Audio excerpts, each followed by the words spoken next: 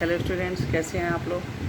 तो आज मैं क्लास 12 आरोह बुक से काव्य खंड से कविता लाई हूँ, जिस कविता का नाम है कविता के बहाने और लेखक का नाम है कुंवर नारायण।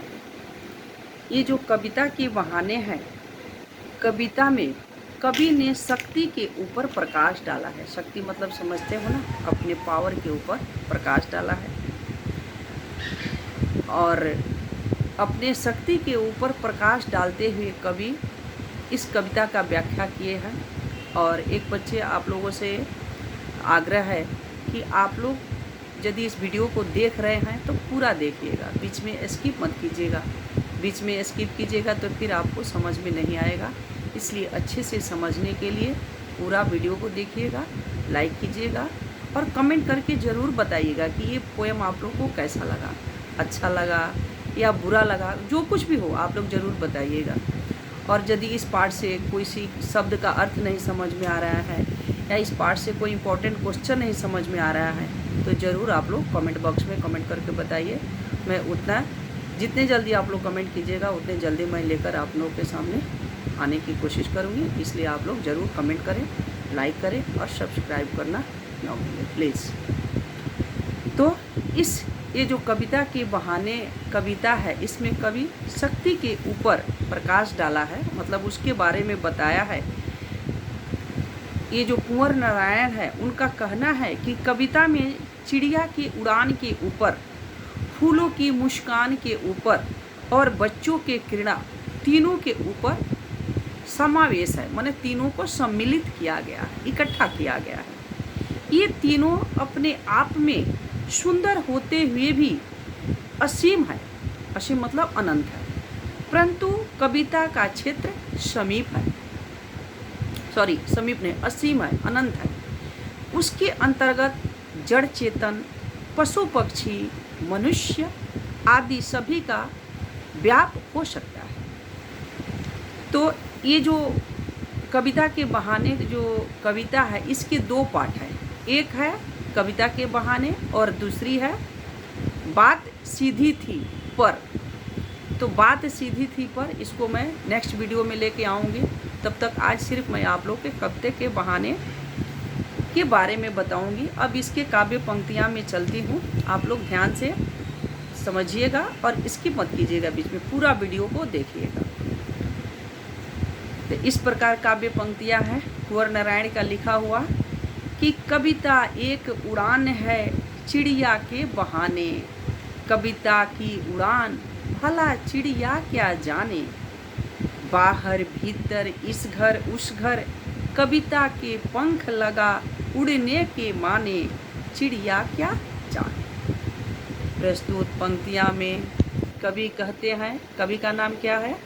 कुंवर नारायण। आप लोग याद रखिएगा, एग्जाम में ये भी आता है कि कविता के बहाने के कवि का नाम क्या है, तो आप लोग याद रखिएगा तभी लिख पाइएगा, इसलिए अच्छे से याद रखना।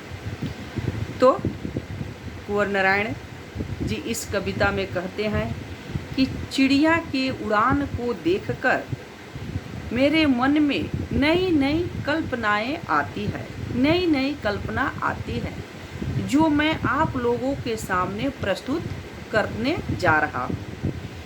वह स्वयं भी उड़ान भरती है। वह स्वयं उड़ान भरती है मतलब कौन? चिड़िया। चिड़िया स्वयं उड़ान भरती है, उसमें नए नए भाव, नए नए रंग, नए नए विचार आते हैं। कविता की उड़ान इतनी ऊंची होती है कि बेचारी चिड़िया उसका ओर छोर नहीं जान पाती है।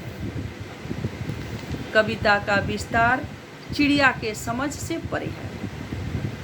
कवि कहते हैं कि एक चिड़िया से पूछा जाएगा कविता के बारे में और एक कवि से पूछा जाएगा चिड़िया के उड़ान के बारे में, तो ये दोनों चीज़ दोनों बताने में असमर्थ होंगे। इसलिए यदि हम चिड़िया से पूछते हैं कविता के बारे में तो वो चिड़िया क्या बताएगी? उसकी उड़ान इतनी ऊंची होती है कि बेचारी चिड़िया उसका ओर छोर नहीं जान पाती है। कविता का विस्तार चिड़िया की समझ से अलग है। कविता न केवल घर के भीतर होने वाली गतिविधियों पर लिखी जाती है, बल्कि बाहर के संसार को भी व्यक्त करती है। कि बाहरी दुनिया कैसी है, इनके सारे सुख दुखों को इसमें दर्शाया जाता है। वह कभी इस घर के बारे में लिखी जाती है तो कभी उस घर के बारे में लिखी जाती है। इसका अर्थ यह होता है कि कविता में घर घर की कहानी वर्णित होती है। वर्णित मतलब उसकी व्याख्या होता है कविता में। कविता किस प्रकार कल्पना के पंख लगाकर सब जगह इधर उधर घूम जाती है, यह उस बेचारी चिड़िया को समझ से परे है, समझ से बाहर है। इसका मतलब यह होता है कि प्रकृति असीम है, किंतु इनका जो क्षेत्र होता है वो अनंत है। जो क्षेत्र होता है वो अनंत होता है। जो दूसरी काव्य पंक्तियाँ हैं वो है, कविता एक खिलना है फूलों के बहाने, कविता का खिलना भला फूल क्या जाने, बाहर भीतर इस घर उस घर, बिना मुरझाए महकने के माने, फूल क्या जाने। इस पंक्तियाँ में कवि कहते हैं कि कविता फूलों को खिलता देखकर खिलती है। कविता फूलों को खिलना देखकर कविता भी खिलती है, पल्लवित होती है और पुष्पित होती है। खिलना मतलब जो फूल कली होते हैं वो खिल जाते हैं। अच्छी काव्य पंक्तियाँ, अच्छी कविताएं को देखकर फूल खिल जाते हैं। पल्लवित होते हैं मतलब उसमें नए नए पत्ते भी आ जाते हैं, और पुष्पित होते हैं मतलब उसमें छोटे छोटे कलियाँ भी लग जाती हैं। उसमें नए नए रंग, भाव और सौंदर्य भर आते हैं। सौंदर्य मतलब क्या होता है? सुंदरता। जब फूल खिलते हैं तो उसकी सुंदरता आप लोग देखे होंगे। एक जो फूल कली होती है वो उस समय कैसी रहती है, और जब फूल खिल जाती है तो उसकी सुंदरता कितनी सुंदर बढ़ जाती है, बढ़ जाता है, और कितनी अच्छी लगने लगती है। उसका जो बोध होता है वो सीमित होता है, उसकी व्याख्या होती है, उसके बारे में बताना जो होता है वो सीमित होती है। फूल तो बेचारा एक दिन गंध रहित भी हो जाता है, किंतु कविता किस प्रकार बिना मुरझाए महकती रहती है। कवि कहते हैं कि जो फूल कली होता है, फूल खिलता है, पल्लवित होता है, पुष्पित होता है, खिलने के बाद उसमें अपार सुंदरता से भरपूर हो जाता है, फिर भी वो फूल एक दिन मुरझाकर गिर जाता है।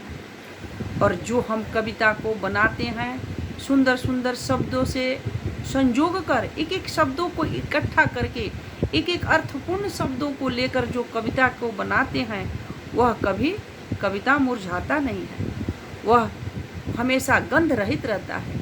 आप जब भी किसी कविता को पढ़ेंगे तो आपकी याद तरोताज़ा हो जाती है। ऐसा लगता है कि बस ये कुछ ही दिन या कल की ही कविता लिखी हुई है। आप लोग खुद एहसास कीजिएगा, इस चीज़ को महसूस कीजिएगा। कोई कविता पढ़ने के बाद या कोई कहानी पढ़िएगा तो इससे ये नहीं पता चलता है कि ये 5 साल, 10 साल, 20 साल पहले का कविता या कहानी है। आप जब भी पढ़िएगा तभी इसकी यादें, इसकी जो व्याख्या होती है वो ताज़ा लगने लगती है कि ये बहुत फ़िलहाल या बहुत कम समय में ही ये लिखा गया है, और बहुत जल्दी इसकी सारी व्याख्या समझ में आ जाती है। और ये नहीं समझ पाते हैं कि इतनी बीते हुए दिनों की ये कविता आज हमारे सामने आई है। हर घर द्वार पर अपनी जो कविता होती है वो भाव सुगंध बिखराती रहती है। इस बारे में बेचारा फूल कुछ नहीं जान पाता, वह तो बस सुगंध से भरना और फिर एक दिन झर जाना, इतना ही जानता है। फूल क्या जानता है? एक दिन कली बनना है, दूसरे दिन पल्लवित होना है, फिर पुष्पित होना है, फिर खिलना है, फिर सुंदरता से भरपूर होना है, फिर धीरे धीरे करके मुरझाकर गिर जाना है। लेकिन कविता में क्या है? कविता हमेशा ही सुगंधित रहता है, हमेशा ही ताज़ा रहता है। जब भी हम कविता पढ़ेंगे तो लगेगा कल का ही ये लिखा हुआ कविता है। जो तीसरा नंबर काव्य पंक्तियाँ है वो इस प्रकार है, कविता एक खेल है बच्चों के बहाने, बाहर भीतर यह घर वह घर, सब घर एक कर देने के माने, बच्चा ही जाने। प्रस्तुत पंक्तियाँ में कवि कहते हैं कि कविता में भी बच्चों को खेलों को देखकर कवि शब्द क्रीड़ा करता है। शब्द क्रीड़ा मतलब क्या होता है? खेलना। मतलब जब कवि कविता लिखते हैं तो ऐसा लगता है कि कवि शब्दों के साथ खेल रहे हैं। एक एक शब्दों को छंदों में बांधते हैं, लयों में बांधते हैं, तब जाकर कविता परिपूर्ण होता है। तब उस कविता से सुगंध आता है जो जब हम पढ़ते हैं तब हमारी यादें ताज़ा हो जाती हैं। कभी वो पुराना कविता लगता ही नहीं है। ऐसे ऐसे शब्दों को अर्थों से संजोगते हैं और उस कविता को तैयार करते हैं। ऐसा लगता है कविता में सारे शब्द एक साथ खेल रहे हैं। वह शब्दों के, भावों के, विचारों के नए नए खेल खेलते हैं। जिस प्रकार बच्चे खेल खेलते हुए कभी इस घर में, कभी उस घर में, कभी इधर कभी उधर जाते हैं, घर के सारे सामानों को बिखेर कर रख देते हैं, ठीक उसी प्रकार इस कविता में शब्दों के साथ, अर्थों के साथ एक एक करके संजोया जाता है, एक एक कविता को तैयार किया जाता है। जो बच्चे होते हैं उसके मन में अपने पराये का कोई भेदभाव नहीं रहता है। आप लोग भी देखे होंगे या आप लोगों के घर में जो छोटे बच्चे होंगे उसको आप लोग देखे होंगे कि छोटे बच्चे होते हैं ना, सबको एक समान मानते हैं। वो न किसी को अपना मानते हैं न किसी को पराया मानते हैं, सबको अपना मानते हैं। सबको, या अपने घर के कोई हो, अपने घर के कोई सदस्य हो या बाहरी सदस्य हो, सबको अपना मानते हो। वो किसी से भेदभाव नहीं करते हैं। वैसे ही कवि कहते हैं कि जब मैं कविता लिखता हूँ या कविता बनाता हूँ तो मैं इसमें कोई भेदभाव नहीं करता हूँ। शब्दों के साथ क्रीड़ा करता हूँ, शब्दों के साथ खेलता हूँ और सारे शब्दों को अपना बना लेता हूँ। शब्दों के साथ साथ मैं सारे श्रोताओं को, दर्शकों को अपना बना लेता हूँ। वे जो बच्चे होते हैं सब घरों को एक करना क्या कहना चाहते हैं वह बच्चे ही जानते हैं।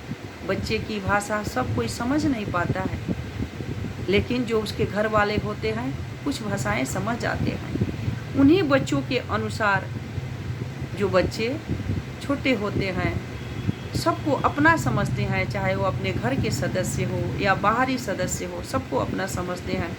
उसी प्रकार जब कविता अपने शब्दों के खेल में मग्न हो जाते हैं और कविता को तैयार करते हैं तो वह शब्दों के माध्यम से, एक एक शब्दों के माध्यम से अपने मन के, बाहरी संसार के, अपनों के, परायों के, सबके घरों के मनोभावों को बाणी देते हैं, शब्दों का अर्थ देते हैं और कविता देते हैं। इसमें कोई भेदभाव कवि नहीं रखते हैं।